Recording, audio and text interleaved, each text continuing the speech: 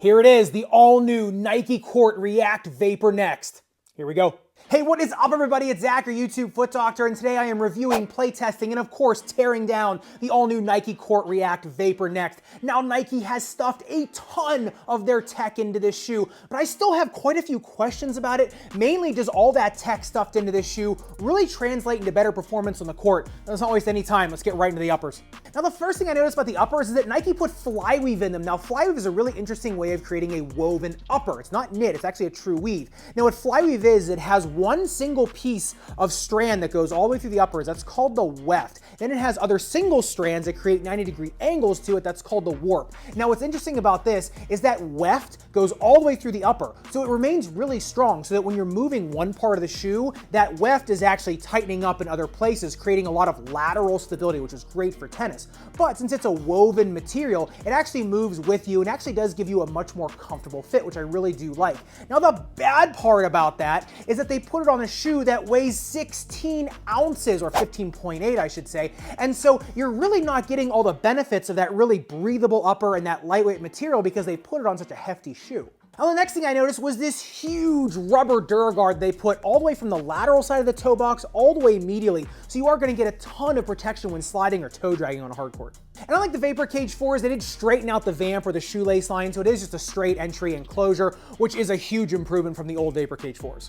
But what was definitely not an upgrade was the slipper tongue. Now it is a modified three-piece, which I like, so you are going to get a stronger closure. However, just the tongue itself is so thin and flimsy. I mean, you can actually see my thumb coming through here. So it is good for breathability. However, as soon as I cinched the laces down just to walk around in them, they already started feeling really uncomfortable. They started digging into the top of my foot, and I wasn't even playing tennis in them yet. And because that tongue is so thin and flimsy, it almost feels like you're dragging the shoe along, almost like you're trying to lift weights with an elastic band.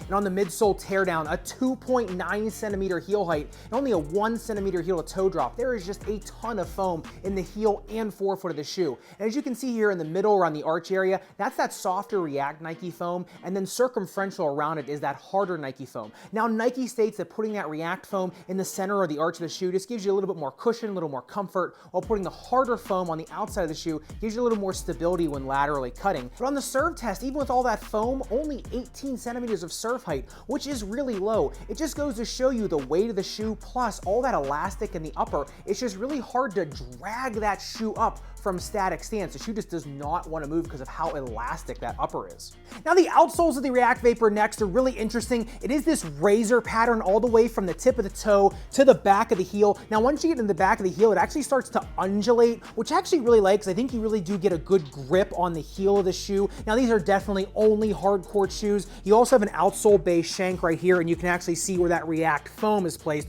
right in the middle of the arch. And on the suicide test, I absolutely loved the grip that this outsole gave me. The only bad part was I was still a tad slow because the shoe's just so heavy and I was just dragging it along. And if you look just below the flyweave, you'll see that Nike continued with the plastic reinforcements held over from the Vapor Cage 4 line. I absolutely love these because they just give you a ton of lateral stability, a lot of twisting protection. This plastic piece back here, really good for ankle sprain protection. These two shark fins up here, really good for midfoot twisting or midfoot sprain protection. Now the fit of the Vapor Next is a lot more accommodating than the Vapor Cage 4, as that flyweave really does expand really nice, both on the inside and outside. Didn't have any of that foot pain on the outside of my foot that I did on the Vapor Cage 4s. Really with my 2E width foot, had no break-in time. I think if you are above a 2E, try going up a half size, but just with the weight of these shoes, I really wouldn't go up more than 1/2 size because they will get really, really heavy on you. Now because of all the foam stuffed in the midsoles, these will really help out a flat-footed player by holding your arch up a little bit more. However, if you do have a higher arch, even though you do get a lot of cushion from that foam, these shoelaces are really gonna start to dig into the top of your foot. So if you have a higher arch foot or even a flatter foot, I probably would suggest wearing 2 pairs of socks of these because these shoelaces could really crush the top of your foot, give you some numbness or pain. Upper durability test with the Dremel 10 seconds highest grit sandpaper on the DuraGuard layer. Those aren't your eyes deceiving you. There is literally no damage after 10 seconds with that Dremel. Unbelievable durability. All right, Nike is not playing around with this flyweave either. Really no damage after the Dremel after 10 seconds. This stuff is just incredibly strong. And outsole durability test with the Dremel 10 seconds highest grit sandpaper. Just about 1 millimeter of damage. Really good outsole durability, actually just like the Vapor Cage 4s. All right, I got court time coming up. Let's put these on and see how they play. All right, so these shoes didn't play as clunky as I thought they would. As soon as I started moving more, I actually did get a lot more energy return and bounce from them. I actually did get a little bit more propulsion from the shoe, which I liked. However, when I was ready to return serve or just split stepping, standing in one spot, yeah, I did feel like the shoe was weighing me down, a little more clunky, like I was dragging them along. But as soon as I started moving more, for lack of a better phrase, yeah, they did start to react to my movement. I know it sounds corny, but they did start to give me a little more reaction, a little more energy as I was giving it more energy.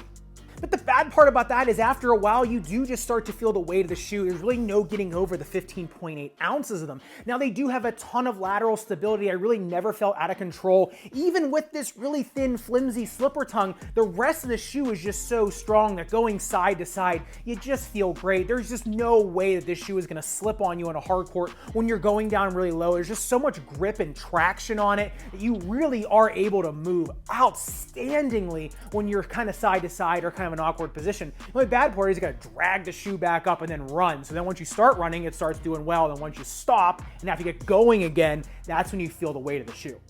And while the shoe did give me a lot of power once I started running in them, I still was really glad I did wear 2 pairs of socks because I could feel those laces start to dig in. So you'll really want 2 pairs of socks if you buy them.